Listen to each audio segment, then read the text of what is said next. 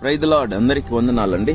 ఈ దినము ఈ యొక్క వీడియో ద్వారా మీ ముందుకు రావటం గల కారణం ఏంటంటే పరమగీత గ్రంథమును ధ్యానించుకున్నాం.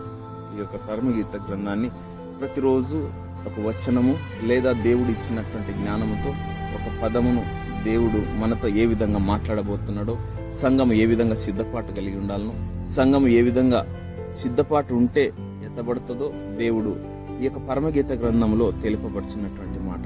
అయితే పరమగీతము అంటే అర్థం ఏంటంటే అన్నిటికంటే శ్రేష్టమైనది లేదా సర్వోన్నతమైనటువంటి గీతము అని అర్థం. హల్లెలూయా. సో కాబట్టి ఏ సహోదరి సహోదరులారా, ఈ గ్రంథము పాత నిబంధనలో లిఖింపబడి ఉంది. సొలొమోన్ మహారాజు రచించినటువంటి పరమగీత. అయితే ఈ యొక్క గ్రంథములో ఉన్నటువంటి ముఖ్య ఉద్దేశం ఏంటంటే భార్యాభర్తల మధ్యన ప్రేమ, స్త్రీకి పురుషునికి మధ్య ఉన్నటువంటి ప్రేమ. అది పవిత్రమైనది, స్వచ్ఛమైన ప్రేమ, ఆకర్షణీయమైన వివాహిత బంధాన్ని అద్భుతమైన కవితలో రూపొందించినటువంటి విధానం దేవుని యొక్క కృప. హల్లెలూయా.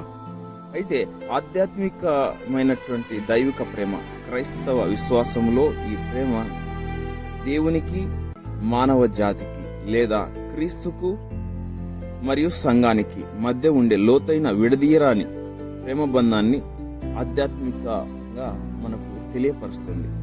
అయితే ప్రియ సహోదరి సహోదరులారా, ప్రభు అయినటువంటి యేసుక్రీస్తు ప్రభుల వారు ఈ యొక్క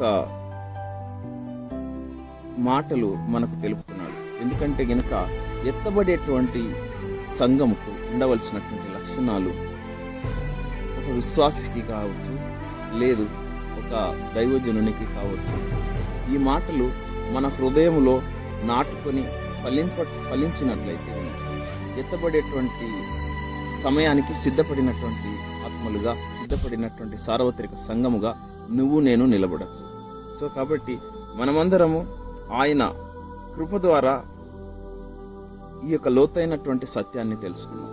థ్యాంక్ యూ గాడ్ జీసస్. అందరికీ వందనాలు. పరమగీత గ్రంథంలో మొదటి వచనాన్ని మనము ఈ సమయంలో ఇంట్రడక్షన్ తీసుకున్నాము.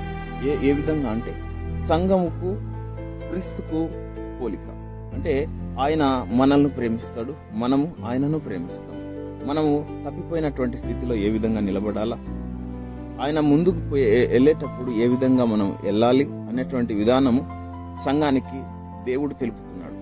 కాబట్టి ఈ యొక్క పరమగీత గ్రంథాన్ని మనము ధ్యానించుకున్నాం. Thank you God. అందరికీ వందనాలు.